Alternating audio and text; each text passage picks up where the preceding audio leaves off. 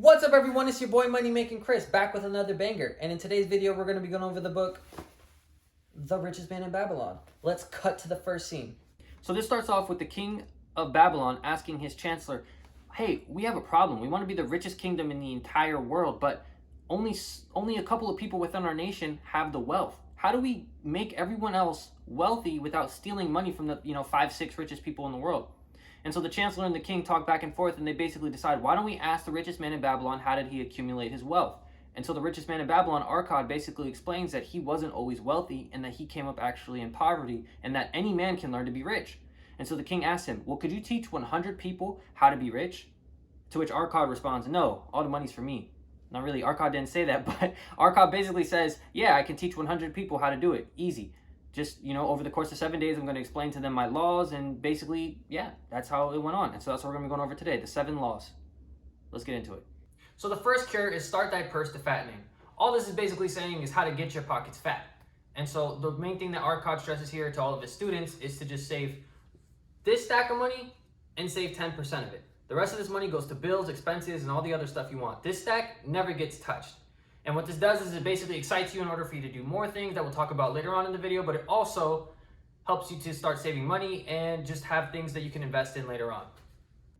And so the second cure is to control thy expenditures. And all this one means is to not, fall victim to lifestyle inflation. Too many times people make more money, so what do? They spend more money. And this is so common. Imagine someone who's making $100,000 a year but is living paycheck to paycheck. The only reason why this happened is because the more money they made, the more they spent. And so what I want you to do is just set up a budget. It's pretty simple. Set up a budget. And if you don't know how to, watch this video here. So the third cure is to make thy gold multiply. And this is pretty simple. Would you prefer this stack of money or would you prefer this stack of money?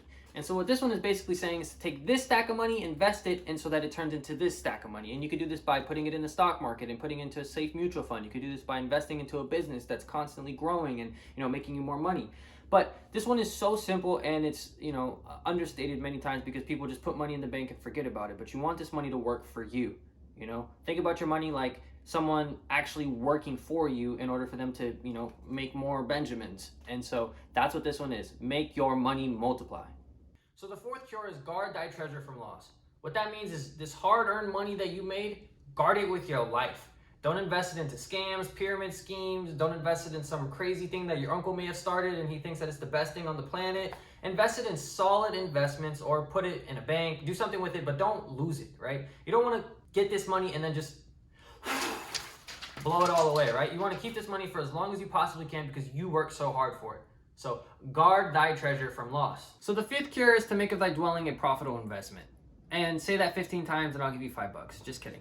All this one means is to just basically make your house profitable. And you can do this by, buying your own house. And in 30 years, you own the place. Stop paying your landlord and start putting money into your own property.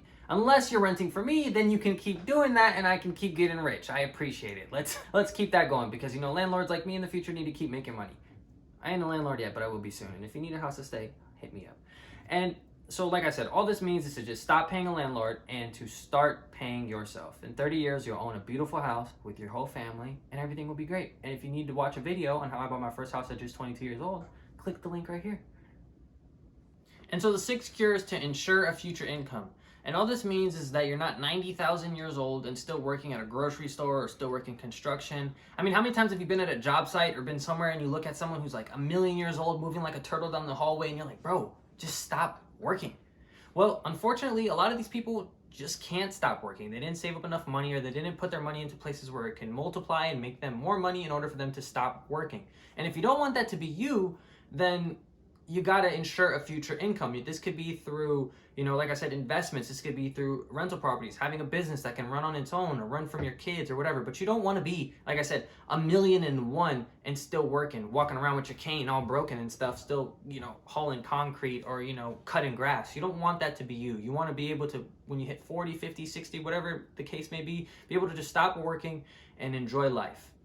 So the seventh and final cure is to increase thy ability to earn. And so we're going to use a specific group for this one. We're going to use computer nerds. Computer scientists. whatever you guys call yourself nowadays. And basically what I mean by this is to either, you know, if you're a computer person, learn a new language, get a certification. Don't just get comfortable sitting at a desk and typing and watching YouTube videos all day, because let's be honest, that's what you guys do. I'm sorry, but I mean, you guys do hard work, my bad. So basically what this means is just at the end of the year, whenever you're getting ready to ask for a raise or request a bonus, have all the reasons why you deserve it. Sir, or whoever your boss is, Mr., I, you know, got this certification this year. I managed this many people. I did this amount of trainings. I hacked this system. Whatever the case may be, basically just be getting better at your skill, be learning more, read more books.